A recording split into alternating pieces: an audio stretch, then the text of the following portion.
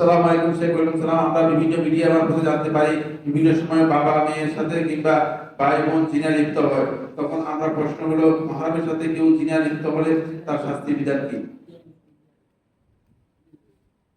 যদি জিনা হয়ে থাকে তাহলে তো অবশ্যই জিনার সঠিক যে বিধান আছে সেই বিধানই প্রযোজ্য। কিন্তু এর কারণ হচ্ছে বর্তমান স্যাটেলাইট মিডিয়াগুলো আমাদের ছেলে সন্তানদেরকে এমনভাবে ধ্বংস করে দিচ্ছে যে এগুলোর কারণে আমার বাপ মেয়ের সাথে ভাই বোনের সাথে এই ধরনের অপকর্ম লিপ্ত হচ্ছে এবং এগুলো সবচেয়ে ক্ষতির কারণ। এই জন্য এগুলো থেকে বিরত থাকতে হবে। আরেকটি মাসআলা আমাদের মনে হয় জানা নেই, সেই মাসআলাটাও আমাদের ক্ষতি করছে। সেটা হলো এই, খুব ভালো করে জেনে নিন, যদি কোনো ঘরের মধ্যে একজন যুবতী বোন আর একজন যুবক ভাই আছে, তাহলে সেই ঘরে একাকী এই দুইজনের থাকা হারাম। কি বললাম?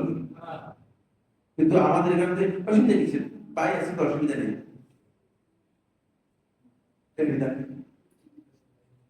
বুঝতে পেরেছি কিনা? কারণ এখানে তার কারণ হয়ে যাবে। অবশ্যই সেখানে অন্যদের থাকতে হবে। এই জায়গায় আমাদের বড় সমস্যা হয়ে গিয়েছে, বুঝতে পেরেছি? এই মাসালা আমাদের জানা নেই। পিতা আছে আর যুবতী সন্তান, যুবতী না মেয়ে রয়েছে, যুবতী মেয়ে রয়েছে, অসুবিধা নেই। এটা কি হারাম? এটা কি থাকার কোনো সুযোগ? কারণ অবশ্যই 4-5জন থাকতে হবে, অথবা 8জন থাকতে হবে, 3জন থাকতে হবে।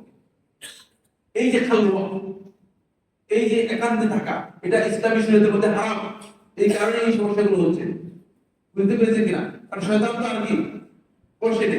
আল্লাহ নবী সাল্লাল্লাহু আলাইহি ওয়াসাল্লাম স্পষ্ট করে হাদিসের মধ্যে বলেছেন, যখন তোমাদের মধ্যে কোনো না মহিলা এবং নারী দুইজন একত্রিত হয়, তখন শয়তান তাদের মধ্যে দ্বিতীয় ব্যক্তি। শয়তান কি তাদের মধ্যে দ্বিতীয় ব্যক্তি? মানে শয়তান তখন এসে বলে যে, কি রে তোমরা দুইজন এখানে একসাথে বসে কি জন্য? তোদের তো এখানে সুযোগ আছে খারাপ কাজ করার, খারাপ কাজ করলে অসুবিধা কি? কিছুক্ষণ মজা করে নিবি না, অসুবিধা নেই।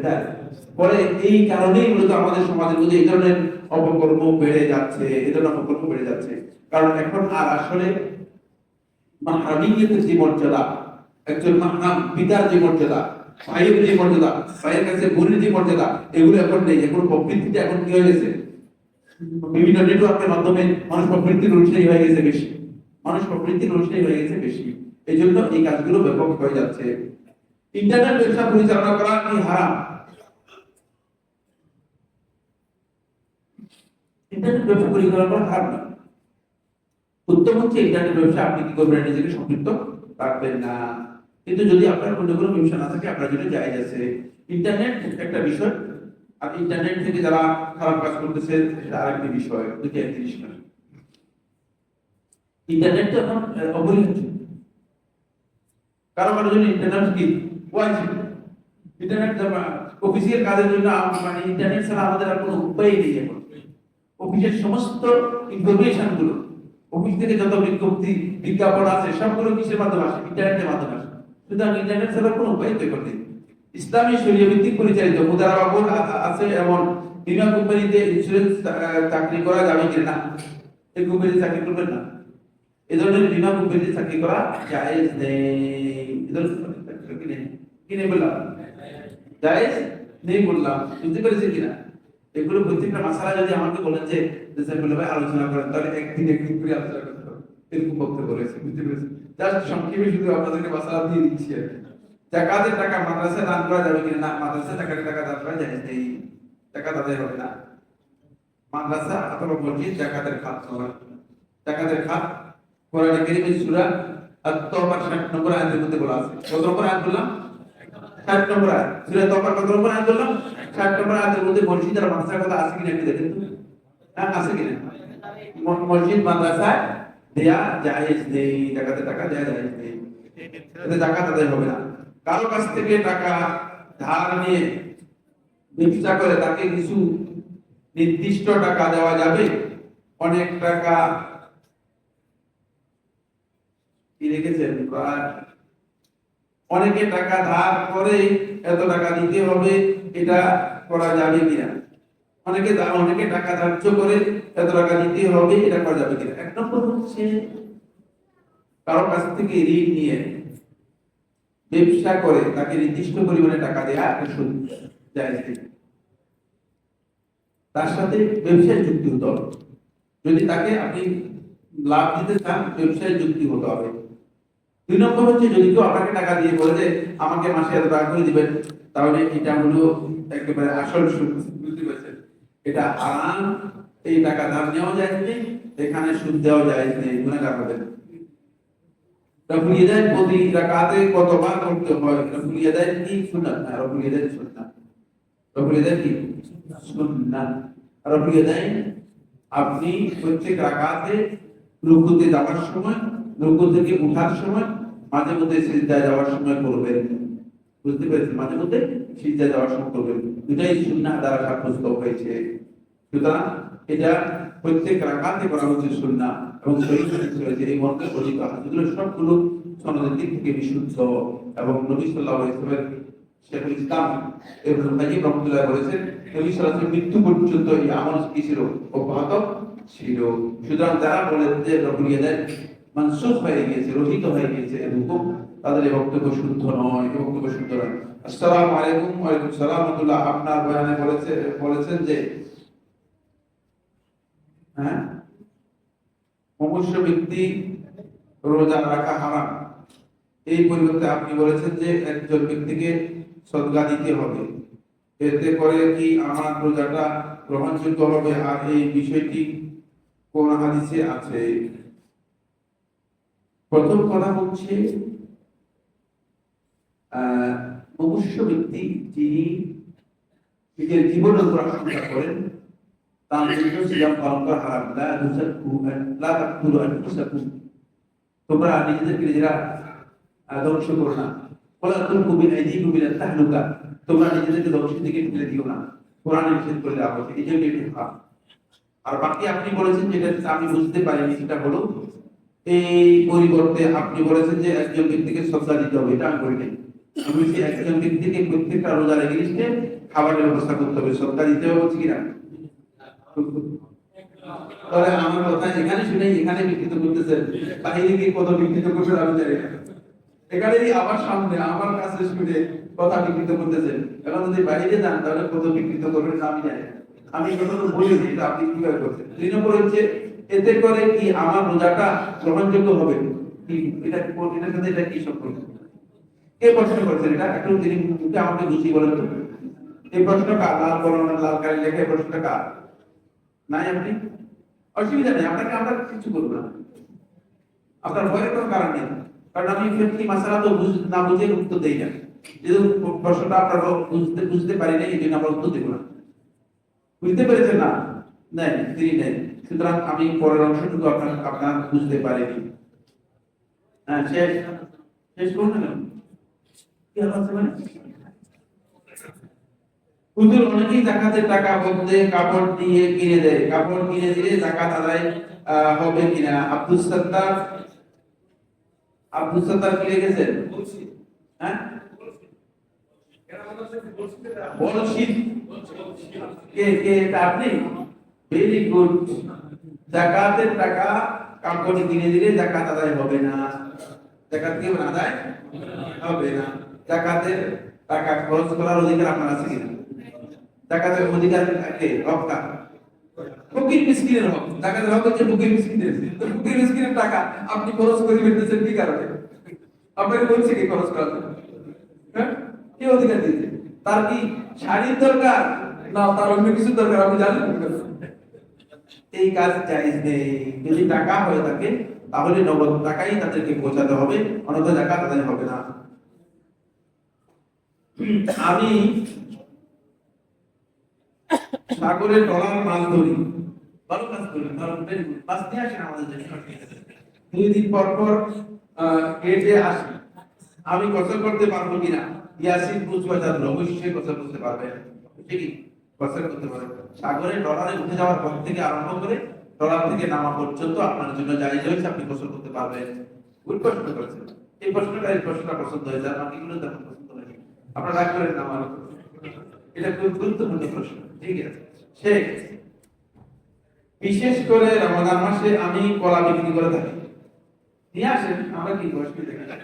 আমি কাঁচা কলা কিনে এনে কেমিক্যাল দ্বারা কলাগুলো মাটিয়ে থাকি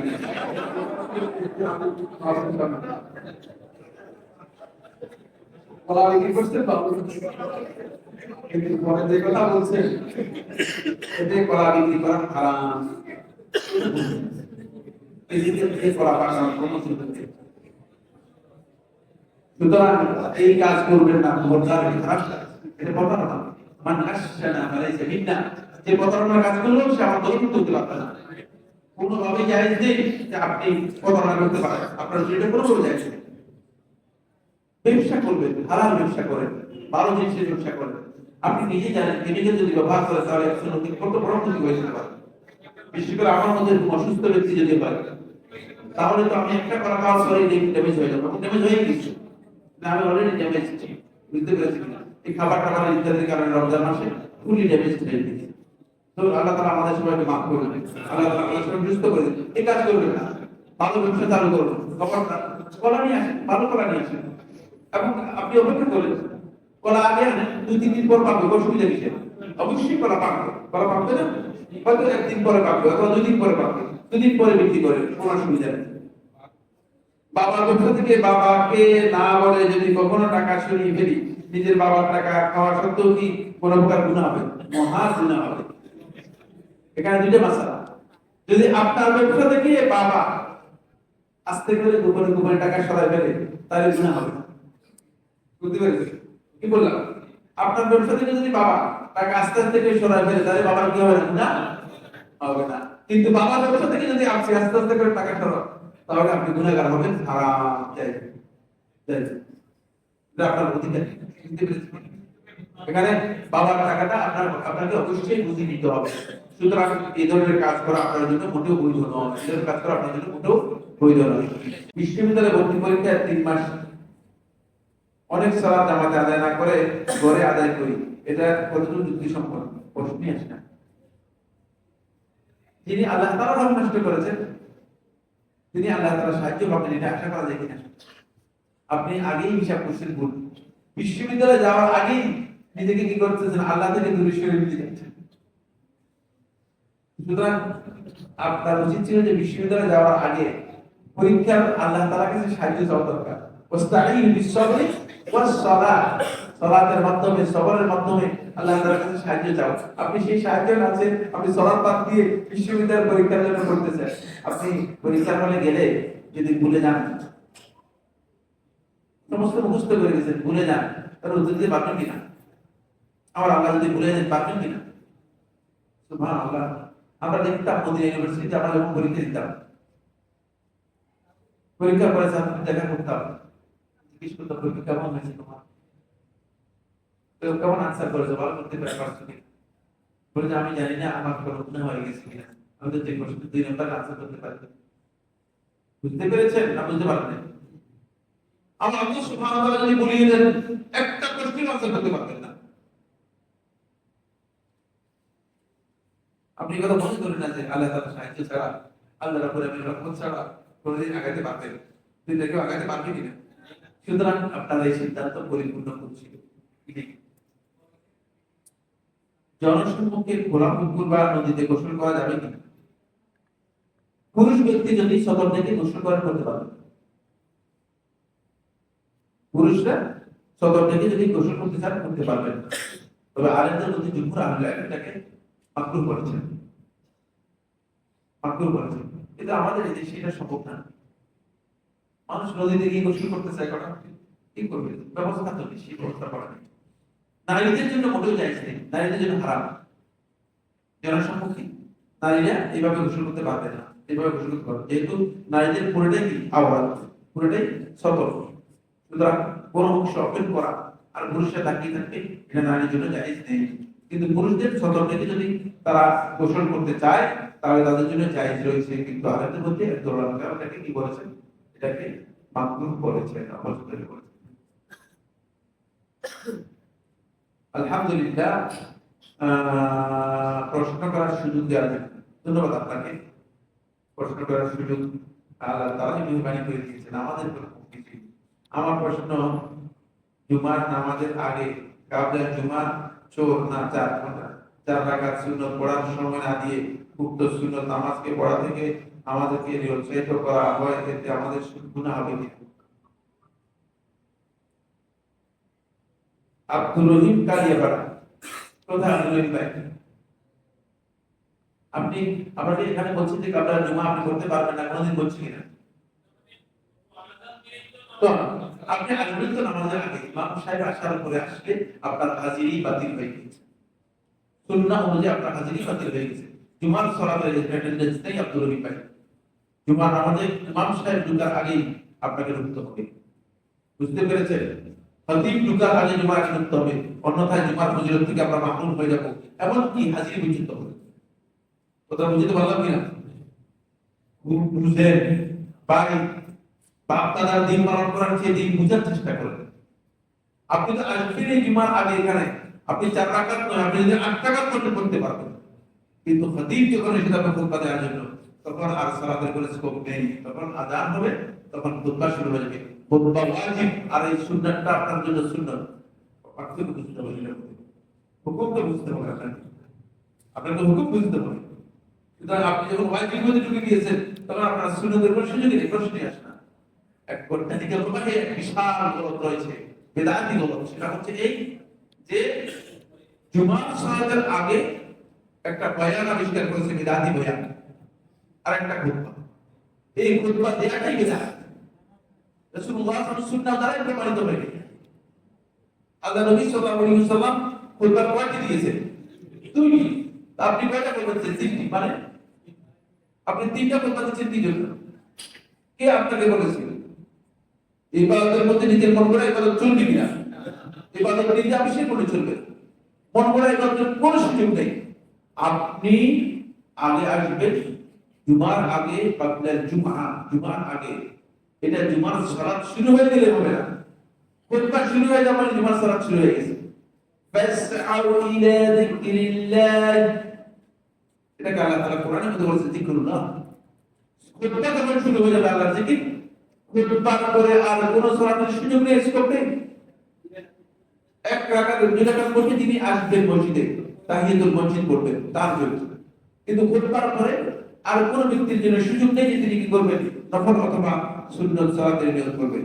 সেই ক্ষেত্রে আপনি আগে আসবেন, এসে 2 রাকাত করে 4 রাকাত পড়তে পারেন, 2 রাকাত করে 6 রাকাত পড়তে পারেন, 2 রাকাত করে 8 রাকাত পড়তে পারেন। এটি বড় সুন্নাত। যদি কেউ পড়তে না পারলেন, তাহলে এতে তিনি গুনাহগার হবেন না, যেহেতু এটি সুন্নাত। তারাবির নামাজ তাড়াতাড়ি পড়া যাবে কি না? তারাবির সালাতে তাড়াতাড়ি পড়া সুন্নাত পরিপন্থী কাজ। এতে তারাবির সালাতের মূল যে বৈশিষ্ট্য, সেই বৈশিষ্ট্য থাকে না। তারাবির সালাত হচ্ছে দীর্ঘ কিয়াম করা, অনেক লম্বা সময় কিরাত, দাঁড়িয়ে কিরাত করা এবং রুকু সিজদা ধীরস্থির ভাবে অত্যন্ত লম্বা করে আদায় করা। এটা হচ্ছে তারাবির সালাতের মূল দাবি। এখন আপনি কি জন্য তাড়াতাড়ি করতেছেন? এই তাড়াতাড়ি করার মধ্যে তারাবির সালাতের কোনো ফায়দা নেই। এতে তারাবির সালাত সুন্নাহ সম্মত হচ্ছে না। তারাবির সালাতের মূল যে দাবি হচ্ছে, সেই দাবি পূরণ হবে না, সেই দাবি পূরণ হবে না। আসসালামু আলাইকুম। ওয়া আলাইকুম সালাম। যেদিন সৌদি আরবে কদর রাত পালিত হয়, সেদিন আমাদের দেশে কদর রাত হওয়ার সম্ভাবনা আছে? সম্ভাবনা থাকার কোন কারণ নেই। আর সৌদি আরবের রাতের সাথে আমাদের রাতের কোনো মিল নেই। সুতরাং সৌদি আরবের দিনের সাথে আমাদের দিনের কোনো মিল আছে কিনা? এখন আমাদের কয়টা বাজে? এখন কয়টা বাজে আমাদের এখানে? 2:30। এখন সৌদি আরবে কয়টা বাজে জানেন কিনা? 11:30। এখনো জুমার সালাতে শুরু হয়নি, এখনো জুমার সালাতের আযানই হয়নি। আমরা জুমার সালাত শেষ করে আমাদের যাওয়া দাওয়া সব শেষ হয়ে গেছে। সুতরাং এই মিল কোনোদিন হবে না। এটা আল্লাহ তাআলা সৃষ্টি, আল্লাহ তাআলা এভাবেই করেছেন, এভাবেই হবে। মুমূর্ষু ব্যক্তি রোজার বিধান কি? না, মুমূর্ষু ব্যক্তি রোজা রাখতে না। মুমূর্ষু রোজা রাখলে তার ক্ষতি হওয়ার সম্ভাবনা আছে। সেক্ষেত্রে জমহুর আহলে ইলম ফকিহগণ বলেছেন তার রোজা রাখা হারাম। তিনি রোজার বিনিময়, প্রত্যেকটা রোজার বিনিময় ফিদিয়া দিবেন, একজন মিসকিনকে একবেলা ভাত বা খাবারের ব্যবস্থা করে দেবেন। বুঝতে পেরেছেন? তাহলে রোজা রাখা যায় না। এবং সেই রোজা না রেখে মারা গেলে তার পরিবারের আমল ও কর্তব্য কি? পরিবারের মধ্যে যদি সন্তান সন্ততি থাকে, তাদের পক্ষে যদি রোজা রাখা সম্ভব হয়, তারা তার যে রোজাগুলো রয়ে গিয়েছে সেগুলো রেখে দিবে। মনে করেন 5টা রোজা রাখতে পারে নাই, 10টা রোজা রাখতে পারে নাই, সন্তানরা ভাগ করে একজনের 2টা একজনের 3টা করে 10টা রেখে দিবে, তাহলে রোজা কি হয়ে যাবে? আদায়। আর যদি সন্তানরা বলে যে আমাদের ব্যস্ততা রয়েছে, আমরা পারবো না, তাহলে সন্তানরা তার পক্ষ থেকে ফিদিয়া দিয়ে দিবে। ফিদিয়া দিয়ে দিবে কি? প্রত্যেকটি রোজা রেখে একজন ব্যক্তিকে একবেলা খাবারের ব্যবস্থা করে দেবে। বুঝতে পারলাম কিনা? প্রত্যেকটা রোজা রেখে একজন ব্যক্তিকে খাবারের ব্যবস্থা, একবেলা খাবারের ব্যবস্থা করে দেবে। দুই সিজদার মধ্যখানে দোয়া তিলাওয়াত কি বাধ্যতামূলক? দুই সিজদার মাঝখানে যে দোয়া রয়েছে, এই দোয়া পড়া শেখ আব্দুল আজিজ আল জবিবাজ রাহমাতুল্লাহ ওয়াজিব করেছেন। এবং ইমাম আহমদ বিন হাম্বল হুজুর থেকে একটি রিওয়ায়াত এবং ইসহাক আল নজরী রাহমাতুল্লাহ বর্ণনা করেছেন এটা ওয়াজিব, আর বাকি সমস্ত হাদিস করেছে এটা সুন্নাহ। সুতরাং নবী সাল্লাল্লাহু আলাইহি ওয়াসাল্লাম পড়েছেন, সহিহ হাদিস দ্বারা বর্ণিত হয়েছে। তাহলে আপনি কি নবী সাল্লাল্লাহু আলাইহি ওয়াসাল্লাম অনুসরণ করবেন না বাদ দিবেন? আমরা কি নবী সাল্লাল্লাহু আলাইহি ওয়াসাল্লাম অনুসরণ করব না বাদ দেব? নামাজ কেন পড়তেছি? আমরা নামাজ তো পড়তেছি নবী সাল্লাল্লাহু আলাইহি ওয়াসাল্লাম অনুসরণ করার জন্য। সুতরাং দুই সিজদার মাঝখানে দোয়া করাটা কিন্তু ওয়াজিব নয়, বাধ্যতামূলক। আপনি যেটা বলেছেন সেটা সঠিক, বাধ্যতামূলক নয়। দুই সিজদার মাঝখানে অবশ্যই ততক্ষণ পর্যন্ত আপনাকে মানে সময় নিতে হবে যতক্ষণ সিজদার মধ্যে দিচ্ছিলেন এর কাছাকাছি সময়। বুঝতে পেরেছেন না? বুঝতে পারছেন কি বুঝছেন? দুই সিজদার মাঝখানে ততক্ষণ সময় আপনি নেবেন যতক্ষণ আপনি সিজদার মধ্যে ছিলেন, কারণ এই তাআদিল করাটা ওয়াজিব। এই তাআদিল করাটা ওয়াজিব। এক সিজদার পর এক সিজদা দেয়া, মানে রুকু করে মানে মাথা নিচু করে উপরে উঠে ফেলা, এটা রুকু এবং সিজদা হবে না, এতে সালাত হবে না, এতে সালাত হবে না। ঘুমের জন্য ফজরের নামাজ ছুটে গেলে সেটি কিভাবে আদায় করব? কি ঘুমাচ্ছেন? এই ঘুম অনেকদিন পরে শেষ হয়ে যাবে। বলতে পারে যে ঘুম থেকে আর উঠতে পারবেন না, দুনিয়া থেকে চলে গেছেন, কাফের হয়ে চলে যাবে। কি হয়ে চলে যাবে?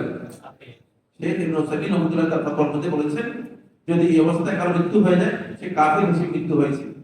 নাউযুবিল্লাহ, নাউযুবিল্লাহ।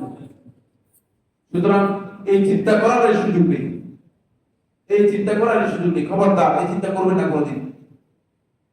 চেষ্টা করবেন যে যথাসম্ভব ফজরের সালাতের জন্য জেগে যেতে। ঘুম থেকে আমরা অন্যান্য কাজের জন্য থাকতে পারি না, ডিউটি থাকলে থাকতে পারি না, বাইরে যদি ফ্লাইট থেকে থাকতে পারি না, দাওয়াত থাকলে থাকতে পারি না, কেন সালাতের জন্য থাকতে পারতেছি না? এর অর্থ হচ্ছে আমরা আসলে নিজের কাজকে, নিজের প্রয়োজনকে, নিজের যে মানে মানে সময় দেয়া আছে সেই সময়কে আমরা বেশি গুরুত্ব দিচ্ছি আল্লাহ তাআলার সময়ের চেয়ে, আল্লাহর বিধান দিচ্ছি। এই কাজটি কোনও শুদ্ধ নয়, খেয়াল রাখতে হবে।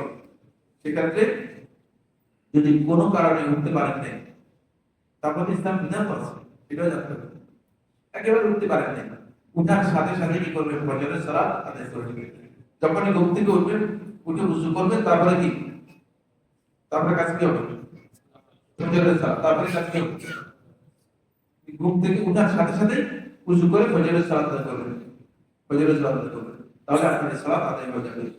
সিয়াম রাখা অবস্থায় সর্দির কারণে নাক বন্ধ হয়ে গেলে কোন ড্রপ ব্যবহার করা যাবে কিনা? নাকে এবং চোখে ড্রপ ব্যবহার করা যায়, এতে সিয়াম নষ্ট হবে না। নাকে এবং চোখে ড্রপ ব্যবহার করতে পারবেন, এতে সিয়াম নষ্ট হবে না। এটাই বিশুদ্ধ মত, এটাই বিশুদ্ধ মত। শেখুল ইসলাম ইবনে তাইমিয়া রাহমাতুল্লাহ আলাইহি ফতোয়ার মধ্যে উল্লেখ করেছেন। আপনার ভাষ্যমতে কিয়ামুল লাইল রাকাত সংখ্যা নির্ভর না, ইখলাস পূর্ণ কিয়ামের উপর নির্ভর। ইখলাস পূর্ণ কিয়ামের উপর নির্ভর, কোরআন তেলাওয়াতের উপর। এটাকে মানে মূলত সম্পৃক্ত করা হয়েছে কোরআন তিলাওয়াতের সাথে। কতটুকু তিলাওয়াত করলে, বুঝতে পেরেছেন কি? কতটুকু লম্বা আসার কিয়ামুল লাইলটা হলো, কতক্ষণ আল্লাহ তাআলার সামনে দাঁড়ালেন, বুঝতে পেরেছেন কি?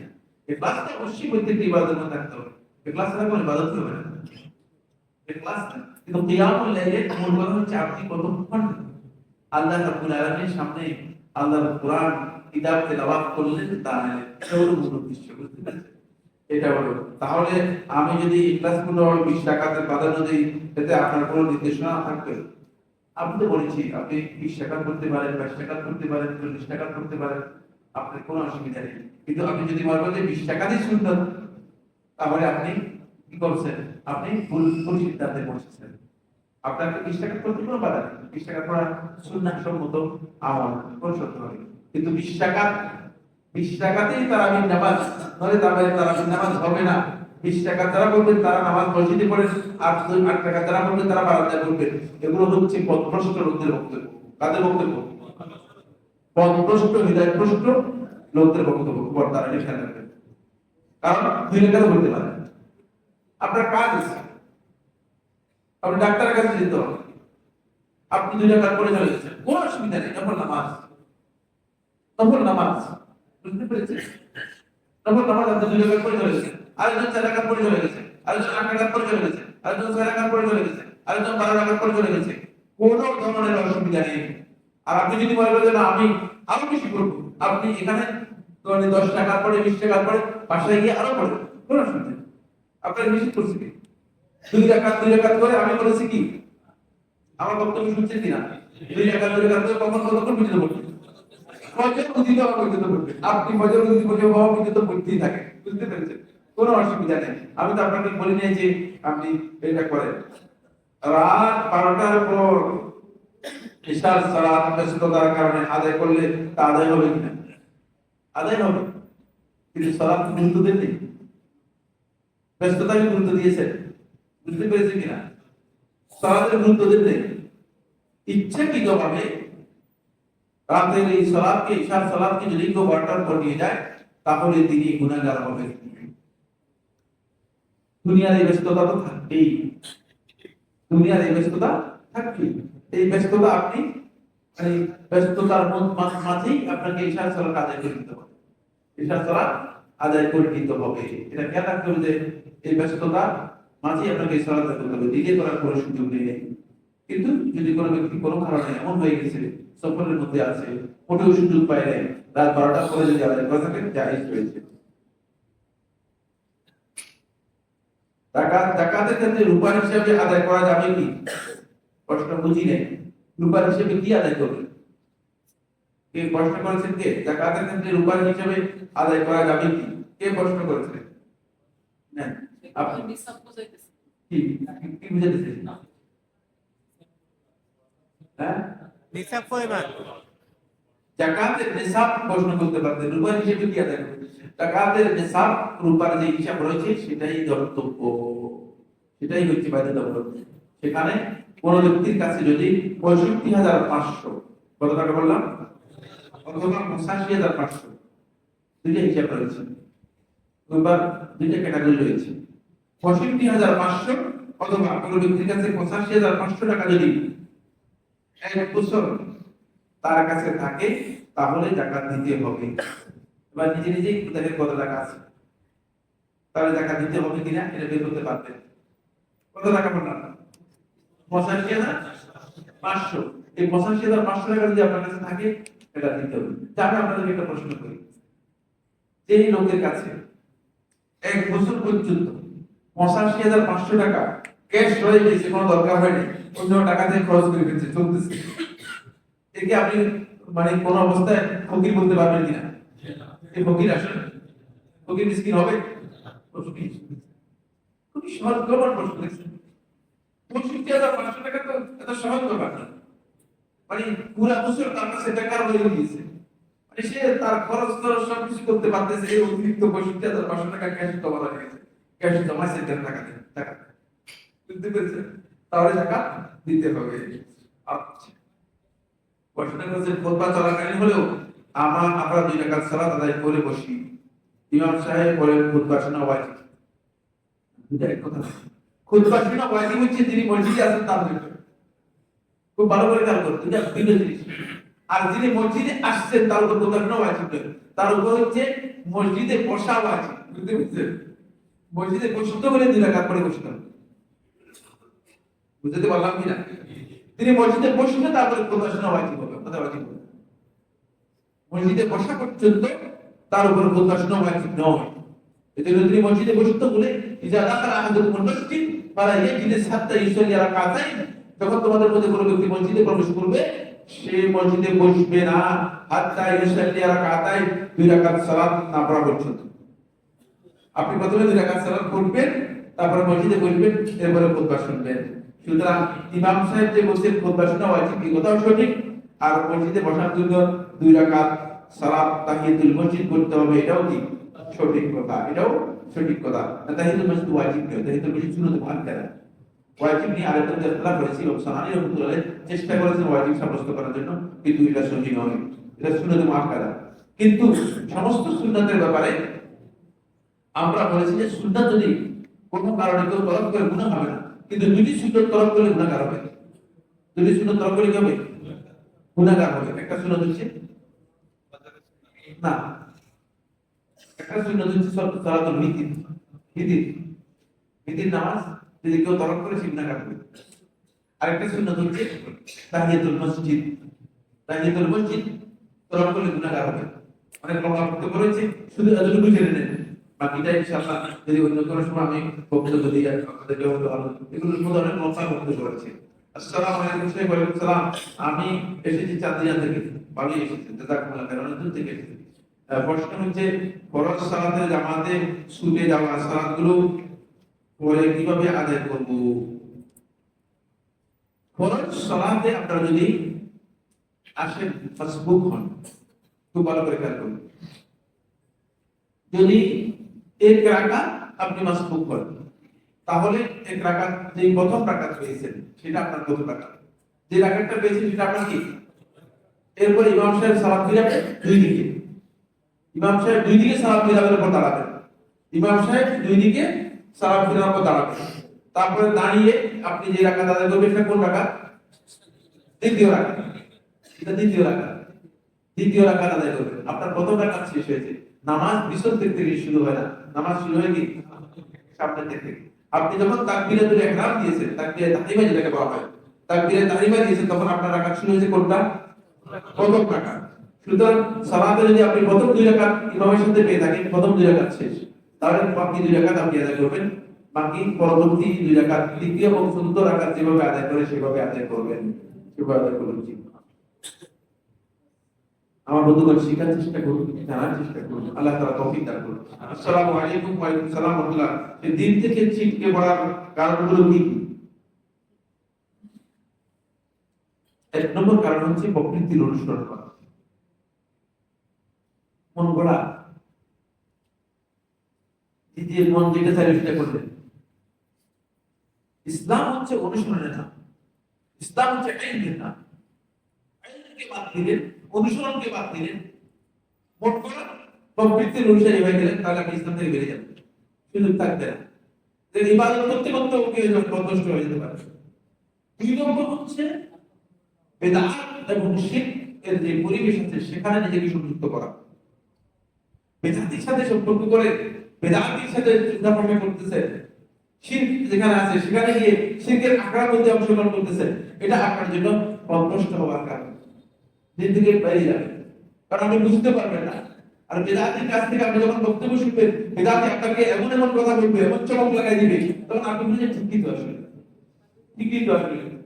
তখন সুন্নাহর জ্ঞান, কোরআনের জ্ঞান অথবা হাদিসের জ্ঞান আপনার কাছে খুবই সামান্য মনে হবে, আপনার কাছে প্রকৃতির বক্তব্যটাই ভালো লাগবে।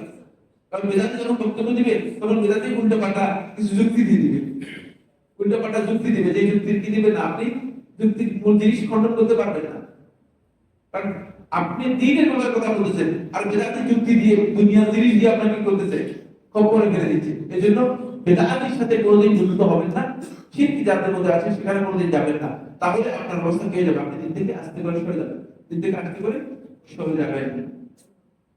তিন নম্বর যে বিষয়টি সেটা হলো এই, যেখানে ফিতনা রয়েছে, ফিতনা থেকে নিজেকে বিরত রাখবেন। তখন দেখবেন যে ফিতনা থাকবে না, তাহলে আপনি বুঝতে পারবেন না ফিতনায় আপনি নিয়োজিত হয়ে গেছেন। ফিতনা যখন দেখবেন যে এখানে ফিতনার বিষয় রয়েছে, আস্তে করে সেখান থেকে সরে যাবেন। এগুলো থেকে বাঁচার জন্য কোরআন এবং হাদিসকে আঁকড়ে ধরতে হবে আপনাদেরকে। কোরআন হাদিসকে আঁকড়ে ধরলে আপনি দেখবেন যে আপনি দিক থেকে সরে যাওয়ার কোনো কারণ হবে না ইনশাআল্লাহ।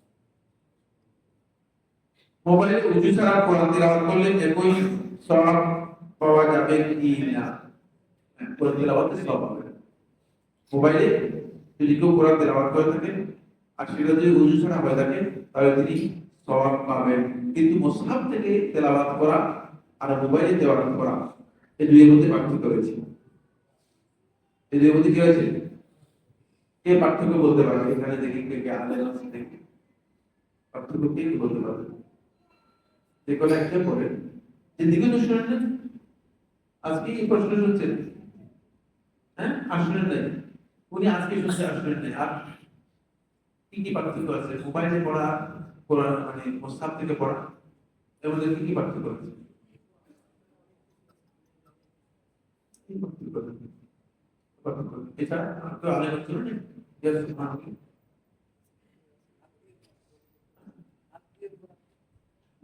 মোবাইল আর মুসহাফ দুইয়ের মধ্যে পার্থক্য হচ্ছে মুসহাফটা হচ্ছে কোরআন কারীমের হাকি আসল বস্তু।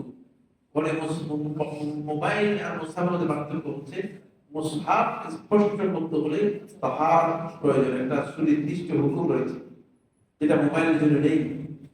দ্বিতীয় নম্বর হচ্ছে মুসহাফের দিকে দৃষ্টি দেওয়া, এটি ইবাদত, শুধু তাকানোই ভালো, মোবাইলের মধ্যে সেটা নেই। তিন নম্বর হচ্ছে মুসহাফ বহন করা ইবাদত, মুসহাফ বহন করা ইবাদত, কিন্তু মোবাইল বহন করা ইবাদত না। মোবাইল পকেটে পকেটে নিয়ে ঘুরে সওয়াবের কাজ, কিন্তু মুসহাফ হাতে নিয়ে ঘুরে সওয়াব। বুঝতে পেরেছেন কিনা? সুতরাং মুসহাফের মর্যাদা অনেক বেশি। এই জন্য জমহুর আহলে ইলম বলেছেন যে যদি কোরআনের মুসহাফ থাকে তাহলে মোবাইল থেকে তেলাওয়াত না করা উত্তম। এমনকি শেখ হুমায়ুন জাবেরি রাহিমাহুল্লাহ তাআলা আমাদের মদিনার নির্ভরযোগ্য শেখদের মধ্যে একজন ছিলেন, সালাফি শেখদের একজন ছিলেন। তিনি বলেছেন যে আমি অপছন্দ করি কোন ব্যক্তি কোরআনে কারীমের মুসহাফ বাদ দিয়ে মোবাইল থেকে তেলাওয়াত করবে, এটা আমি অপছন্দ করি। অনেক লম্বা বক্তব্য রয়েছে, শুরু করে দিলাম। আসসালামু আলাইকুম। ওয়া আলাইকুম সালাম। প্রশ্ন, ঈদের সালাতের আগে যদি কোনো সন্তান জন্ম হয় তার ফিতরা দেয়া লাগবে, তাহলে পরিবারের কোন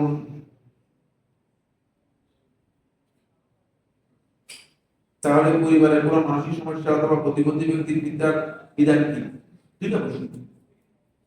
একটা হচ্ছে যদি ঈদের আগে কোনো সন্তান জন্মগ্রহণ করে তার ফিতরা দেয়া নিয়ে আলোচনা করা হয়েছে, কিন্তু উসমান ইবনে আফফান রাদিয়াল্লাহু আনহু আসর থেকে বুঝে যায় তার ফিতরা আদায় করতে হবে। সুন্নাহ হচ্ছে তার ফিতরা কি আদায় করা, তার ফিতরা আদায় করা।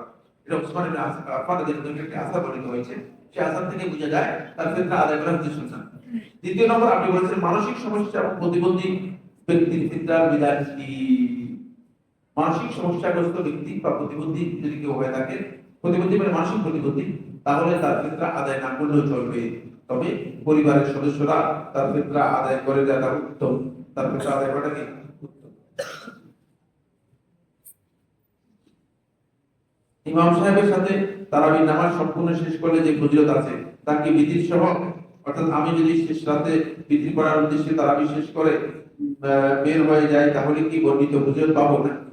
বিধির সালাত সহ আদায় করবেন, বিধির সালাত সহ আদায় করবেন। ইমাম সাহেব শেষ করা পর্যন্ত হলে বিধি শেষ করবেন। বিধিতে পরে আপনি নফল সালাত আদায় করতে পারবেন। বিধিতে পরে তাহাজ্জুদের সালাত, রাতের নামাজ দুই রাকাত করে আদায় করতে পারবেন, তবে বিধি আর করবেন না। বিধি আর কি করবেন না, বিধি আর করবেন না। আর যদি আপনি বিধি করতে চান তাহলে আপনি কি করবেন এটা কে বলতে পারবেন? আমি পরে শেষ রাতে বিধি করতে চাই তাহলে কি করব, কে বলতে পারবেন? এখানে দুইটা সুরত রয়েছে, খুব ভালো করে খেয়াল করুন, খুব ভালো করে খেয়াল করুন, খুব গুরুত্বপূর্ণ মাসআলা। সম্ভবত আর শুনবেন না, এটা খুব ভালো করে খেয়াল। এক নম্বর হচ্ছে ইমাম সাহেবের যদি 3 রাকাত পড়ে আপনি চতুর্থ রাকাতে দাঁড়িয়ে যাবেন, দাঁড়িয়ে গিয়ে বিধিটাকে কি করে দিবেন, জোর করে দিবেন। পরবর্তীতে আপনি শেষ রাতে কি করবেন, শেষ রাতে আপনি বিধি করবেন। আর যদি ইমাম সাহেব 3 রাকাত আদায় করে থাকে, শেষ রাতে আপনি যখন দাঁড়াবেন তখন আপনি ওই যে আগে 3 রাকাত পড়েছে 3 রাকাতকে জোর করার জন্য শুধুমাত্র 1 রাকাত আদায় করবেন। 1 রাকাত আদায় করে তারপরে 2 রাকাত করে আবার আদায় করে শেষে 1 রাকাত আদায় করবেন। বুঝতে পারলাম কি না? জি। ইমাম সাহেব এটা তো আলোচনা, এটা প্রশ্ন করে দিয়ে উত্তর দিয়ে দিয়েছি। এটা জানলে জানতে হবে আপনাদের, এগুলো আহলে ইলমের কাছে জানতে হবে, শুধু নালে চলবে না। গোসলের পূর্বে সকল সুন্নাহ পালন করে যদি গোসল করি এরপর শরীর দ্রুত করার সময় গোপন অঙ্গে স্পর্শ, গোসল করে তারপরে শরীর দ্রুত করবে কি প্রশ্নটা নিজে আবিষ্কার করেছে, কিন্তু গোসলের মধ্যে আবিষ্কার করতে কি ভুল হয়েছে? গোসল করার পরে আর শরীর ধোয়ার কিছুই নেই, গোসল করার পরে আর শরীর টাচ করার কিছুই নেই, বুঝতে পেরেছেন? গোসলের মধ্যে যদি আপনার উপরঙ্গে হাত লেগে যায়, এতে আপনার ওযু নষ্ট হবে না, গোসল নষ্ট হবে। কিন্তু গোসল শেষ হয়ে যাওয়ার পরে সেটা করতে পারবেন না, তাহলে আপনার ওযু ভাঙবে না। কিন্তু গোসল শেষ করার পরে উপরঙ্গে ইচ্ছাকৃতভাবে যদি কেউ হাত দিয়ে থাকেন এবং কোন ধরনের মানে কাপড় ছাড়া, কোন ধরনের আড়াল ছাড়া, কোন ধরনের মানে পর্দা ছাড়া সরাসরি, তাহলে তার ওযু নষ্ট হবে এবং তাকে ওযু করতে হবে। সালাম নেবেন কি এসে, এটা কি কোন এলাকা? এটা কোন বলে সালামের সিস্টেম কি এমন নাকি? সালামের সিস্টেম হচ্ছে আসসালামু আলাইকুম। আপনারা কি এই ধরনের সালাম দেন? সালাম নেবেন ভাই, সালাম নেন তো, এই সিস্টেম কোথা আবিষ্কার করেছে? তো ভালো করে গাল করুন, খবরদার আসসালামু আলাইকুম বলবেন, সালাম নেবেন শেখ না, বুঝলেন? আমাদের দোয়া নিবেন, এই সমস্ত কথাবার্তা ওই আগের যুগে ছিল, বুঝলেন? যখন যখন ঈদের কি হয়েছে, যখন ওরা খেলতাম, যখন ঈদের করি যাই হোক, এটা হচ্ছে খেলার যুগের খবর, বুঝতে পেরেছে? এই যুগের খবর। আসসালামু আলাইকুম লিখবেন, সালাম দিবেন শেখ না, শুদ্ধ মানুষ সংশোধন করে। প্রশ্ন হচ্ছে সিগারেট খাওয়া কি হারাম নাকি মাকরুহ? সালাম দিব নাকি সালাম ফেরত দিব? সালাম দিব না ফেরত দিব, আমি তো কিছু বুঝতেছি। সিগারেট খাওয়া হারাম, মাকরুহ। সিগারেট খাওয়া হারাম, সিগারেটের ক্ষতি কিভাবে করবো? খবরদার নিজের টাকা দিয়ে নিজে ধ্বংস করে না। এই যুগের ওলামা কেরাম যারা আছেন, এই যুগের সমস্ত গবেষক যারা আছেন, সবাই বলেছে এটা খারাপ। শেখ আব্দুল আজিজ আব্দুল বাজ রহমাতুল্লাহ সৌদি আরবের সর্বোচ্চ যারা মুফতি ছিলেন, তিনি হারাম বলেছেন। শেখ ইবনে উসাইমিন রহমাতুল্লাহ তিনি হারাম বলেছেন। শেখ সালাহ আল ফাওজান হারাম বলেছেন। আরো উল্লেখযোগ্য যত শেখ যাদের নাম আমার মুখস্থ আছে, যাদের কাছ থেকে আমি মানে ইলম নিয়েছি, তারা সবাই এটাকে হারাম বলেছেন। সবাই এটাকে কি বলেছেন? হারাম বলেছেন। সুতরাং সিগারেট খাওয়াটা মাকরুহ নয়, সিগারেট খাওয়াটা কি হারাম, সতর্ক হবেন। আর কি কথায় কথায় কি কসম কাটলে গুনাহ হবে? অবশ্যই গুনাহ হবে। কসমকে তামাশা হিসেবে নিলেন না, খবরদার। কসম আল্লাহ তাআলার জাতের সাথে সম্পৃক্ত একটা মর্যাদাপূর্ণ বিষয়, সুতরাং কসমকে তামাশা হিসেবে গ্রহণ করবে না। কথায় কথায় কসম করা এটি গর্হিত কাজ, অপছন্দনীয় কাজ, কসম বলবে না। নবী সাল্লাল্লাহু আলাইহি ওয়াসাল্লাম খুবই কম জায়গায় কসম করেছেন। নবী সাল্লাল্লাহু আলাইহি ওয়াসাল্লাম হাদিসগুলো দেখেন, নবী সাল্লাল্লাহু আলাইহি ওয়াসাল্লাম খুবই সুনির্দিষ্ট জায়গায়, সুনির্দিষ্ট ক্ষেত্রে আল্লাহ নবী সাল্লাল্লাহু আলাইহি ওয়াসাল্লাম কসম করেছেন। নবী সাল্লাল্লাহু আলাইহি ওয়াসাল্লাম জায়গায় জায়গায় সবসময় কসম করে কথা বলতেন না, এবং সবসময় কসম করে কথা বলা এটা অপছন্দনীয়। এই কাজ করবেন না, এটি অপছন্দনীয় কাজ। যদিও কসম জায়েজ, কিন্তু এই কাজটি অপছন্দনীয়। প্রশ্ন, রব এবং ইলাহের মধ্যে পার্থক্য কি? রব এবং ইলাহ, রব বলতে আল্লাহ তাআলার রুবিয়ত দিকগুলিকে বোঝানো, আল্লাহ রাব্বুল আলামিনের কাজের সাথে সম্পৃক্ত এই দিকগুলো বোঝানোর জন্য রব শব্দ ব্যবহার করা হয়। যেমন আল্লাহ তাআলা সৃষ্টিকর্তা, আল্লাহ রাব্বুল আলামিন ইবাদতদাতা, আল্লাহ রাব্বুল আলামিন আমাদের মালিক, আল্লাহ তাআলা এই পৃথিবীর সবকিছু নিয়ন্ত্রণ করেন, আল্লাহ রাব্বুল আলামিন মানুষের মৃত্যু দান করেন। এই সব কিছুর সাথে সম্পৃক্ত, আল্লাহ তাআলার কাজের সাথে সম্পৃক্ত এই বিষয়গুলোকে কি বলা হয়? রব বা রুবিয়ত বলা হয়। এগুলো রুবিয়তের সাথে জড়িত। আর ইলাহ হচ্ছে বান্দার কাজের সাথে জড়িত বিষয়। বান্দা আল্লাহর জন্য যে কাজগুলো করে থাকেন, মা'বুদ, এই ইবাদতের সাথে জড়িত যত বিভিন্ন বিষয় আছে সেগুলো। আমরা নামাজ পড়ি, আমাদের ইলাহকে, মা'বুদকে আল্লাহ। আমরা হজ করি, আমাদের মা'বুদকে আল্লাহ। যত প্রকার ইবাদত আছে, ইবাদত সবগুলোর হকদারকে আল্লাহ। ইলাহ হচ্ছে ইবাদতের সাথে জড়িত বিষয়, ইবাদতের সাথে জড়িত বিষয়। এই প্রশ্ন তোমাদের এখানে আসলে খুব করেছে 360 বা 12 আউলিয়া কি? এক প্রকার আউলিয়া, বুঝতে পেরেছেন? এগুলো মার্কেটে পাওয়া যায়, কিন্তু অস্তিত্বে পাওয়া যায় না।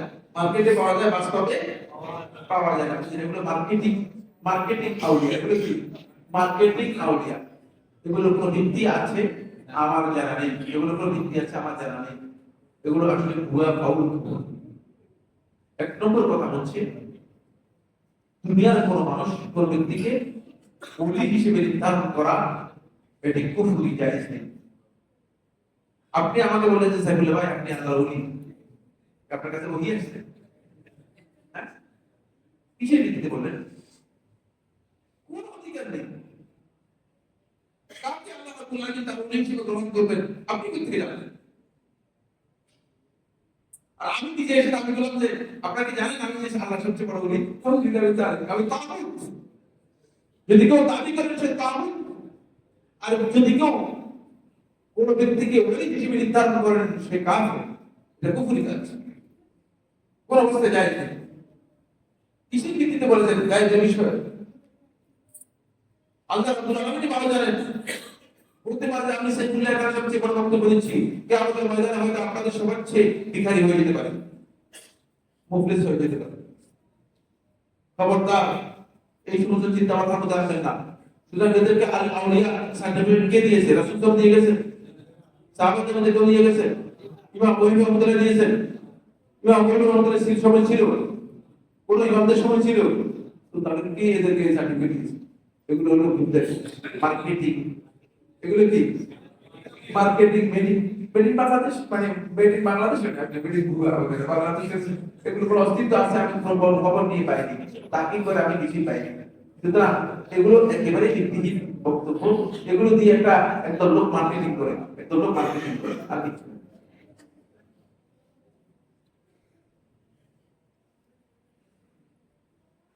সৌদি আরবের প্রায় 20 ঘন্টা পর বাংলাদেশের আকাশে চাঁদ উদিত হয়। এখান থেকে একই দিনে ঈদ বা রমাদান এদের শরিয়ার ব্যাখ্যা কিনা শুদ্ধ নয়। একই দিনে ঈদ, একই দিনে রমাদান যারা করে থাকেন তারা পথভ্রষ্ট, বিভ্রান্ত। তারা চাঁদ না দেখেই রোজা শুরু করেন, চাঁদ না দেখেই কি করেন? ঈদ করেন অথবা রোজা ভঙ্গ করেন। দুটাই ভিত্তিহীন। দলিল হচ্ছে চাঁদ দেখে সিয়াম শুরু হবে, আর চাঁদ দেখে কি হবে? ঈদ হবে। চাঁদ দেখে ঈদ হবে, চাঁদ দেখে সিয়াম শুরু করবে, চাঁদ না দেখে সিয়াম শুরু করার কোনো বিধান নেই। আর এটি একেবারেই প্রমাণিত সত্য, ভৌগোলিক ভাবে জ্যোতির্বিদ করেছেন যে সৌদি আরবে যখন চাঁদ দেখা যায় তখন বাংলাদেশের আকাশে চাঁদ দেখা সম্ভব নয়। এই ব্যাপারে পৃথিবীর কোনো বিজ্ঞানী, পৃথিবীর কোনো জ্যোতির্বিদ, পৃথিবীর কোনো আলেম দ্বিমত পোষণ করেননি। পৃথিবীর কোনো আলেম দ্বিমত পোষণ করেননি। শেখুল ইসলাম ইবনে তাইমিয়ার মধ্যে একথা তার কিতাবের মধ্যে উল্লেখ করেছেন। সুতরাং চাঁদ দেখা এই বিষয়ে ইখতিলাফ হয়নি। তাই না বুঝে যারা এই মাসআলা নিয়ে বাড়াবাড়ি করছেন তাদেরকে বিনয়ের সাথে অনুরোধ করব, খবরদার বুঝার চেষ্টা করুন, বুঝার চেষ্টা করুন। ইসলামের মৌলিক বিধানকে বুঝে তারপরে আমল করার জন্য চেষ্টা করুন। আমি চাঁদ দেখি নাই, আমার হুকুম খুব সহজ। আমি শাবান মাস 30 দিন পূর্ণ করবো, তারপরে সিয়াম শুরু করবো। দেখছেন? সহজ বিধান, খুবই সহজ। চাঁদ দেখতে পারেন এমন, তাহলে হুকুম কি হবে? শাবানকে 30টা করে তারপরে আপনি রমাদান শুরু করে দিন। আপনার এই কথা বলা হয়নি যে যেহেতু তুমি চাঁদ দেখো না মেঘের কারণে, বুঝলেন না, আমেরিকা থেকে একটা জাম্বো ফ্লাইট নিয়ে আসো, কি ফ্লাইটে করে ভর্তি করে যাও, সুপারসোনিক ফ্লাইট নিয়ে আসো, তারপরে উপরে উঠে যাও, উপরে উঠে চাঁদ দেখে আসো। এগুলো আমাদের কাজ না।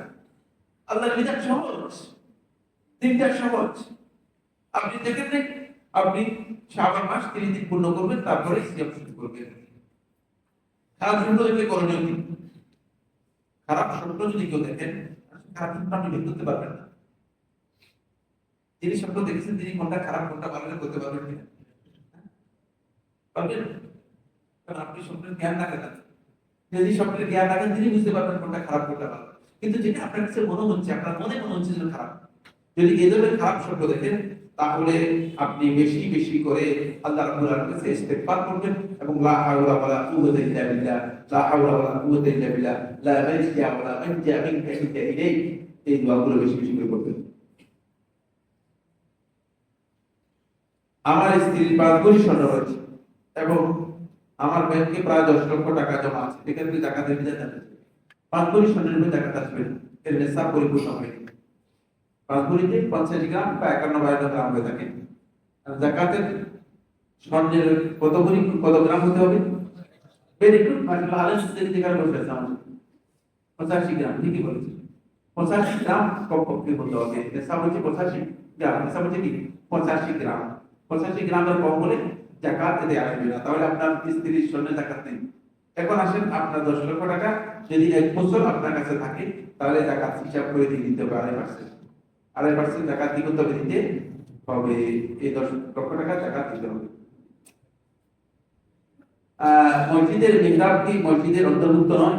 মিহরাব মসজিদের অন্তর্ভুক্ত, এটা মসজিদের মসজিদের মিহরাব এখন বর্তমানে মসজিদের ভিতরেই, মসজিদের ভিতরেই মিহরাবের ভিতরে গিয়ে সালাত পড়লে কি মাকরুহ হবে না?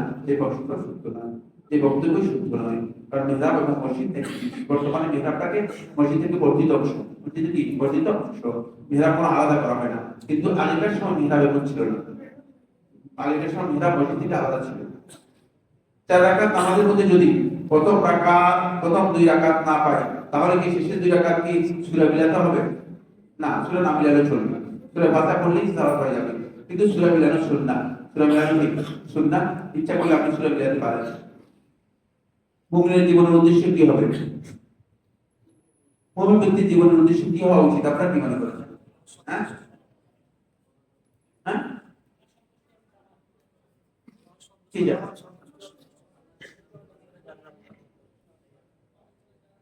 আমাদের এখানে যখন মানে পরীক্ষার রেজাল্ট যখন হয়, তখন বলে ইঞ্জিনিয়ার হতে চাই, অথবা বলে যে আমি ডাক্তার হতে চাই। এটাই কিন্তু উদ্দেশ্য, ঠিক না? উদ্দেশ্য পুরোটাই কি গলত, উদ্দেশ্য পুরোটাই কি। আর ইঞ্জিনিয়ার হওয়ার পরে কি করবে? চুরি করবে। ডাক্তার হওয়ার পরে কি করবে? চুরি করবে। কাজ তো শেষ, উদ্দেশ্য শেষ হয়ে গেছে, কি এরপরে চুরি করবে। নাউযুবিল্লাহ মিন যালিক। ইমানদার ব্যক্তির একটি উদ্দেশ্য, সেটা হলো ফামান যুহজিহা আনিন নারি ওয়া উদখিলাল জান্নাতা ফাকাদ ফাজ। জাহান্নামের আগুন থেকে নিজেকে রক্ষা করতে হবে, জান্নাতে যেতে হবে। এটা হচ্ছে উদ্দেশ্য। আল্লাহ রাব্বুল আলামিনের সন্তুষ্টির উদ্দেশ্য এটাই। আমি আল্লাহ তাআলা জান্নাতে যেতে চাই, জাহান্নাম থেকে নিজেকে বাঁচাতে চাই। ইমানদার ব্যক্তি এই টার্গেটে কাজ করবে। ইমানদার ব্যক্তির প্রত্যেকটা টার্গেট এইখানেই হবে। আরে কি বলছি, বেদাতি হুজুরদের পিছনে নামাজ না পড়ে ঘরে নামাজ পড়তে হবে কি না? নামাজের কিচ্ছু হবে না। আপনি আপনার কপালে বেদাতি আছে, কিছু করার নেই, কিন্তু জামাতে নামাজ আদায় করতে হবে। ফরজ সালাতটা জামাতে আদায় করতেই হবে। বেদাতি হলেও কোনো কিছু করার নেই। হ্যাঁ, শুধু যদি প্রকাশ্যে শিরকে লিপ্ত হয়, শুধুমাত্র প্রকাশ্যে শিরকে লিপ্ত হয়, যেমন কবরে গিয়ে সিজদা দিচ্ছে, প্রকাশ্যে শিরকে লিপ্ত হয়। অথবা প্রকাশ্যে শিরক যে বিষয়গুলো রয়েছে সেগুলো যদি কেউ করে থাকে, তাহলে তার পেছনে সালাত আদায় করা জায়েজ নেই। বাকি সকলের পেছনে সালাত আদায় করতে হবে। আসসালামু আলাইকুম ওয়া আলাইকুম আসসালাম ওয়া রাহমাতুল্লাহ। ফজর হোক, নফল হোক, ফজর হোক, আসর হোক, মাগরিব হোক, প্রত্যেক সালাতেই সালাত আদায় করতে হবে। এক ঘন্টা অথবা 50 মিনিট পরে আযানের পরে নামাজ পড়ে, এই ক্ষেত্রে আমরা আযানের সময় মসজিদে গেছি, যাওয়ার পরে ওদের সাথে কি আমরা 1 ঘন্টা মসজিদে বসে থাকবো, অপেক্ষা করবো? ও 1 ঘন্টা পরে আযানের 1 ঘন্টা পরে অথবা 50 মিনিট পরে যাইয়া নামাজ পড়া স্টার্ট করে, কি করার কি করবেন? আপনি যদি আপনার জামাতের অবস্থা না থাকে, একাকী সালাতের কোনো বিধান নেই। বিধান নেই কি আপনার কি করে? না, করে জামাতের কোনো বিধান নেই। নবী সাল্লাল্লাহু আলাইহি ওয়াসাল্লাম সালাত হবে না, সালাত হবে না। আমি সেটা অবশ্যই আগে আকর্ষণের কোনো মানে অবতারণা করার সুযোগই নেই। আমি ক্লিয়ার করে দিয়েছি, ঘরে নামাজ শুধুমাত্র আসহাবুল আযানের জন্য, যাদের ওজর আছে তাদের জন্য। প্রশ্নই আসে না, ঘরে নামাজের কোনো বিধান নেই। সুস্থ সবল ব্যক্তি যিনি আযান শুনছেন, অসুস্থতা নেই, মসজিদে আসতে পারবেন, তিনি মসজিদে এসে সালাত আদায় করতে হবে। যদি আমি যেই শর্তগুলো বলেছি ক্লিয়ার হয়েছে, যদি প্রকাশ্য শিরক যেগুলো আছে সেগুলোর মধ্যে লিপ্ত থাকে, তাহলে তার পিছনে সালাত করা, বাকি সবার পিছনে সালাত হবে। এবং এটা আল্লাহ রাসূল সাল্লাল্লাহু আলাইহি ওয়াসাল্লাম তাবিঈদের যুগ থেকে আরম্ভ করে চলে আসছে, তাবিঈদের যুগ থেকে শুরু করে আসছে। হ্যাঁ, না দেরি করে কোনো অসুবিধা নেই। ওয়াক্ত ফজরের ওয়াক্ত সূর্য উদিত হওয়ার আগ পর্যন্ত রয়েছে, সুতরাং ওয়াক্তের বাইরে যায়। আসসালামু আলাইকুম। ওয়া আলাইকুম সালাম। আমার শ্বশুর মারা গিয়েছেন।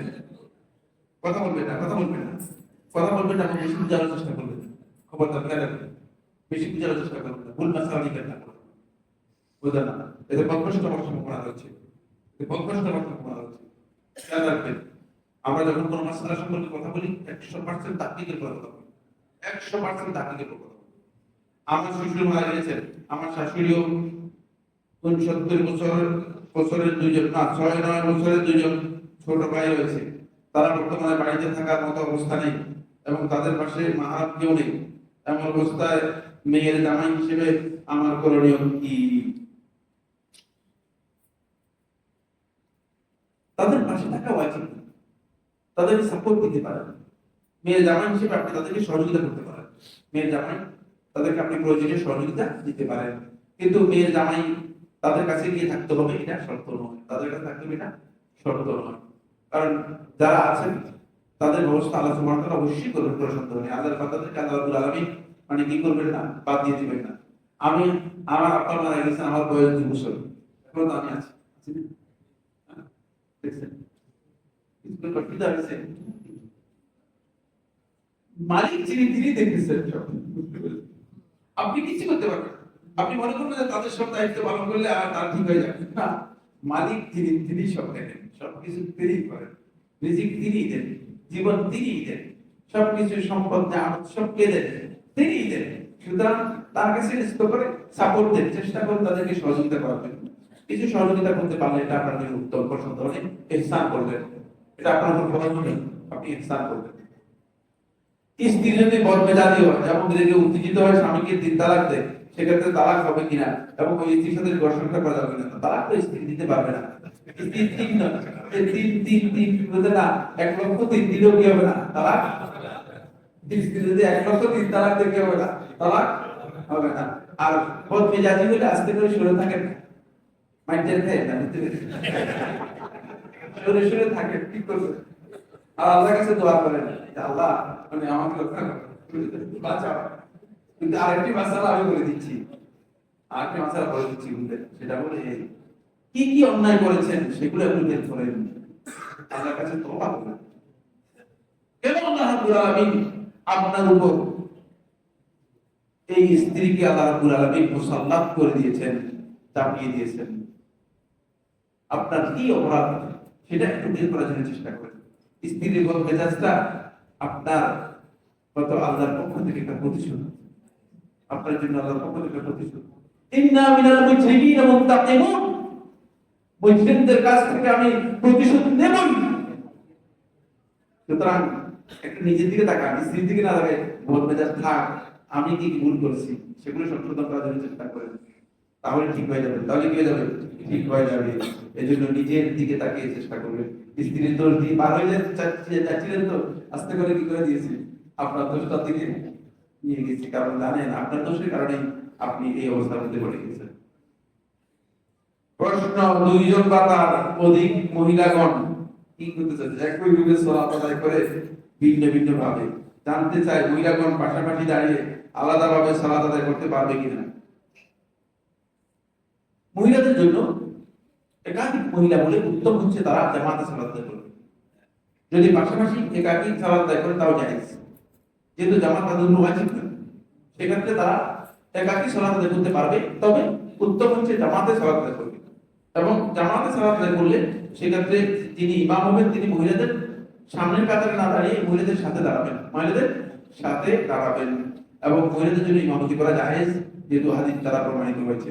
সেক্ষেত্রে একাধিক মহিলা 10-20 জন মহিলা হলে জামাতে আদায় করাটা উত্তম। সিজদায় হাত নাকি হাঁটু সহিহ সুন্নাহ করতে, দুইটাই সহিহ সুন্নাহ দ্বারা প্রমাণিত হয়েছে। তবে আহলে হাদিসগণ হাত দেওয়াটাকেই অগ্রাধিকার দিয়েছেন, আহলে হাদিসগণ হাত দেওয়াটাকেই অগ্রাধিকার দিয়েছেন। দুইটাই সহিহ riwayat, ইবনে কাইয়িম রহমাতুল্লাহ বিস্তারিত তাহকিক করেছেন তার কিতাবের মধ্যে। কিন্তু আহলে হাদিসগণ হাত দেওয়াটাকেই অগ্রাধিকার দিয়েছেন। বাঘের কোরবানি দেওয়ার বিধান কি? বাঘের কোরবানি দেওয়া জায়েজ, বাঘের কোরবানি দেওয়া জায়েজ। তিনি মুজমা আলাইহি মাসআলা, এই মাসআলার মধ্যে যিনি বলেছেন জায়েজ নেই, তিনি বুঝেনই নেই, এই মাসআলা সম্পর্কে জ্ঞানই রাখেন না। এটি মুজমা আলাইহি মাসআলা, তিনি ভুল মাসআলা দিয়েছেন এবং তিনি মূলত সালাতের মানহাজ সম্পর্কে জ্ঞান রাখেন না। আসসালামু আলাইকুম। ওয়া আলাইকুম সালাম। আমি ইয়াসিন। ইয়াসিন ঠিক আছে, ভালো ভালো। এক সফর অবস্থায় জুমার বিধান কি? জুমা পড়তে পারেন, জুমা পড়লে আপনার জোহর আদায় করতে হবে, কিন্তু আপনার জন্য জায়েজ আছে, আপনি জোহরও পড়তে পারবেন। জুমা আসলে না করে আপনি জোহরও পড়তে পারবেন। 2 স্ত্রী তোর সংসার করব না বলে চলে গেলে আবার ফিরে আসলে কি সংসার করা যাবে? আগে আগে আগের প্রশ্নের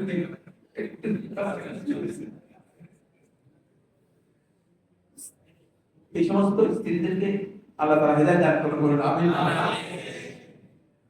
তো সংসার প্রমাণ চলে গেছে, অন্তপক্ষে 2 মাস 3 মাস তার সাথে যোগাযোগই রাখতেন না, বুঝতে পেরেছেন? তাহলে তিনি বুঝতে পারবেন যে দুনিয়াটা রসগোল্লা নয়, মুখের মধ্যে দিলে আস্তে করে মিলে যাবে। দুনিয়া বহুত কঠিন জিনিস, দুনিয়াটা বহুত কঠিন জিনিস। এই জন্য যে বলবে যে তোর সংসার করবো না, তার অন্তপক্ষে 1 বছরের জন্য কি করেন, আলাদা রেখে একেবারে যোগাযোগই করবেন। তখন দেখবেন যে পায়ে ধরে এসে বলতে না তোর সংসার করবো, তোর সংসার করবো, তোর সংসার করবো, তসবি করবে, তসবি করবে। এভাবে সংসার করা যায়, এভাবে সংসার করতে পারবে। স্বামী যদি স্ত্রীকে বলে তুমি কি একবারেই চলে যাচ্ছ, তাহলে কি তালাক হয়ে যাবে? না, এটা তালাক হবে না, এটা কি হবে না, তালাক হবে না। একবারে চলে যাচ্ছ, এই কথা বললে তালাক হবে না। কি প্রশ্ন করো? এরপরে রেখেছেন যে সিজারে বাচ্চা হলে কতদিন পর নামাজ পড়বে? সিজার করার পরে যদি ব্লিডিং মানে তাৎক্ষণিকভাবে বন্ধ হয়ে যায়, মানে আজকে সিজার হয়েছে বিকালবেলা ব্লিডিং নেই, তাহলে তিনি গোসল করবেন এবং নামাজ পড়বেন। বুঝতে পেরেছেন কিনা? ব্লিডিং না থাকলেই তিনি নামাজ পড়বেন। সেক্ষেত্রে তিনি 40 দিন অপেক্ষা করবে না, 40 দিন কি করবে না, অপেক্ষা করবে না। কিন্তু যদি ব্লিডিং থাকে, যতদিন ব্লিডিং হচ্ছে ততদিন কি করবেন, ততদিন তিনি নামাজ পড়বেন না। ব্লিডিং বন্ধ হলে তারপরে নামাজ পড়বেন। সেটা সিজারের ক্ষেত্রে বিভিন্ন ধরনের হতে পারে, বিভিন্ন ধরনের হতে পারে। রমজানের 3 দিন আগে বাচ্চা হয়েছে, রমজানের সিয়াম কি রাখতে হবে? হ্যাঁ, যদি তিনি পবিত্র হয়ে যান এবং ব্লিডিং না থাকে, তাহলে রমজানের সিয়াম পালন করা তার উপর কি ফরজ। কিন্তু এখানে দুটি মাসআলা বলবো। এক নম্বর মাসআলা হচ্ছে, যদি তিনি আশঙ্কা করেন যে বাচ্চাকে দুধ দিতে গেলে দুধ পাবে না, বাচ্চার উপর আশঙ্কা করেন যে বাচ্চা দুধ পাবে না, তাহলে সেক্ষেত্রে তার জন্য জায়েজ আছে সিয়াম ভঙ্গ করা। তার জন্য জায়েজ আছে কি করবে, সিয়াম ভঙ্গ করবে। এবং দ্বিতীয়টি হচ্ছে এই, তিনি যদি নিজের উপর আশঙ্কা করেন, এমন আশঙ্কা যে এখন যদি সিয়াম পালন করে থাকে তার হয়তো শারীরিক কন্ডিশন খারাপ, হিমোগ্লোবিন কম, শরীরে অন্যান্য জিনিসের ডিসকমফোর্ট আছে, তখন ডাক্তার বলছে যে না আপনি এখন সিয়াম পালন করলে আপনাদের সমস্যা হতে পারে, দুর্বল হতে পারে, নিজের উপর আশঙ্কা করে, তাহলে এই অবস্থায় তার জন্য জায়েজ আছে তিনি সিয়াম ভঙ্গ করবেন। সিয়াম ভঙ্গ করলে পরবর্তীতে তিনি যতটুকু সিয়াম ভঙ্গ করেছেন, যতটা সিয়াম ভঙ্গ করেছেন ততটা কি করবেন, পালা আবার আদায় করে দিবেন, ততটা আদায় করে দিবেন। কিন্তু এটা যদি এই ধরনের আশঙ্কা না থাকে এবং তিনি যদি তাহারাত হাসিল হয়ে যায়, ব্লিডিং বন্ধ হয়ে যায়, তাহলে সিয়াম রাখতে বাধ্য, সিয়াম রাখতে হবে। আমাদের যদি চোখের জিনা, হাতের জিনা ইত্যাদি প্রতিনিয়ত হয়ে যায়, তা থেকে কিভাবে বের আসবো? দেখা যায় বের আসতে চাইতে, বের আসতে আমাদের কি করবে, করণীয় একটাই, সেটা হলো যখনই এই ধরনের কোনো অবস্থার মুখোমুখি হবেন, সাথে সাথে নিজেকে হেফাজত করবেন, সাথে সাথে নিজেকে হেফাজত করবেন। 2 নম্বর কাজ হচ্ছে একটা ভালো কাজ করবেন, ওই গুণাটাকে কি করবে, রিমুভ করে দিবে। যে কোনো একটা ভালো কাজ করবেন, যে কোনো একটা ভালো কাজ করবেন। যেমন আপনার চোখে জেনা হয়ে গেছে, তখন আপনি বলবেন যে আল্লাহর সন্তুষ্টির জন্য যেহেতু চোখে জেনা হয়ে গেছে, রাত্রে খাবার খাবো না। আস্তে করে নফস গিলে যাবে, নফসকে কি করে দিলেন, নফসকে আস্তে করে তার খাবার বন্ধ করে দিলেন। নফসকে যত খাবার বন্ধ করবেন, এই খাবার বন্ধ করার এই রমজান এই দিনটি এসেছে, বুঝতে পেরেছেন? যত খাবার বন্ধ করবেন তত সোজা হয়ে যাবে, যত খাবার বন্ধ করবেন তত কি হবে, সোজা হয়ে যাবে। বলতে এই চোখের জেলা করছিস তো, খাবার বন্ধ, একটা ভালো কাজ করবেন। আর খেয়াল রাখবেন, এই জন্যই তো মাসওয়াক্ত সালাত যখন জামাতে আদায় করবেন, তখন আপনার এই গুনাহগুলো কি হয়ে যাবে, আস্তে করে আল্লাহ তাআলা রিমুভ করে দিবেন, ক্ষমা করে দিবেন। এরপরে যে মুহতারাম আসসালামু আলাইকুম ওয়া রাহমাতুল্লাহ, বর্তমানে বাংলাদেশের দিন বিরোধী কার্যকলাপ জিহাদের প্রয়োজনীয়তা কতটুকু? মনির হোসেন কচুয়া, মনির হোসেনকে আছে না নেই? এটা যাক, না থাকলে অসুবিধা নেই। কিন্তু জিহাদের প্রয়োজনীয়তা কোনো সন্দেহ নেই। জিহাদ তো বাংলাদেশে নয়, জিহাদ পৃথিবীর সবখানেই প্রয়োজন, কিন্তু জিহাদের শর্তগুলো থাকতে হবে। জিহাদের কি থাকতে হবে? শর্ত থাকতে হবে। জিহাদ যেই দিকে জিহাদ যেটাকে বলা হচ্ছে সেটা থাকতে হবে। কিন্তু জিহাদ মানে জিহাদের অর্থ এই নয় যে আমি এটা কি আবু বকর সিদ্দিক রাদিয়াল্লাহু আনহু মসজিদ কমপ্লেক্স হোসেনপুর থেকে জিহাদের ঘোষণা দিব, এটা দেওয়ার অধিকার নেই। বুঝতে পেরেছি কিনা? জিহাদ এভাবে হয় না। জিহাদ মতো বলে জিহাদ রাষ্ট্রীয় বিধানের অধীনে যেতে হবে, রাষ্ট্রীয় বিধানের অধীনে যেতে হবে। জিহাদ মন করা কোনো জিহাদ হয় না। মন করা জিহাদ হচ্ছে হত্যাযজ্ঞ করা, মন করা জিহাদ হচ্ছে সন্ত্রাস এবং জঙ্গিবাদের কাজ করা, মন করা জিহাদ হচ্ছে আপনি একজন লোককে অন্যায়ভাবে হত্যা করে ফেললেন। এই ধরনের জিহাদের কোনো ভিত্তি নেই, এই ধরনের কোনো জিহাদের ভিত্তি নেই। এই জন্য পরিস্থিতি যেগুলো, পরিস্থিতির দাবি হচ্ছে অবশ্যই মুসলিমরা ইসলামের ব্যাপারে সচেতন হবে এবং গুরুত্ব দিবে। কিন্তু যদি মুসলিমদের জিহাদ এর যে ঘোষণা এবং জিহাদ বাস্তবায়নের যে ঝান্ডা, এই ঝান্ডা উত্তোলন করার মতো কোনো নেতৃত্ব অথবা কোনো কর্তৃপক্ষ না থাকে, তাহলে মুসলিমরা আল্লাহ তাআলার কাছে দোয়া করবে, আল্লাহ আমাদের জন্য ব্যবস্থা করে দিন, আমাদের জন্য ব্যবস্থা করে দিন। কিন্তু মুসলিমরা গিয়ে রাস্তায় দেখে মানুষদেরকে হত্যা করতে পারবে? হত্যা করতে পারবে না, কারণ এটা জিহাদ হবে না, জিহাদ হবে না।